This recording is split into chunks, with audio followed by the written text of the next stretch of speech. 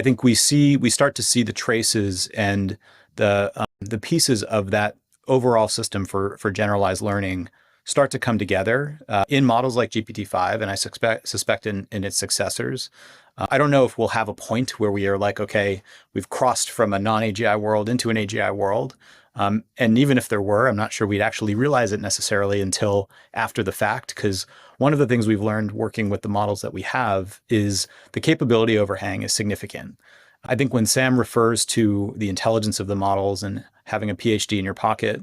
we haven't yet really exploited that as a thing. That in some sense, like I think you could pause AI progress right here for 10 years, and you'd still have about a decade worth of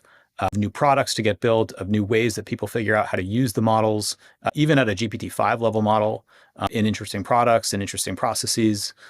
And so and one of the kind of interesting things is I think as the models get smarter, they almost demand more from a product building perspective in terms of how you actually plug them into the system. I always kind of roughly analogize it to like, you could have a really, really smart intern and, at the end of the day, they're only capable of doing a few things for you. They can take notes in meetings, they can write summaries, they can pull basic analyses together. But if you bring a PhD to work, that person has a tremendous capability set that they may not be totally effective on the job on day one, but your job is to really figure out how to expose them to enough context, enough information, give them the right tools to make them really effective later on. And that process actually takes longer to get them to their full effectiveness than it would an intern.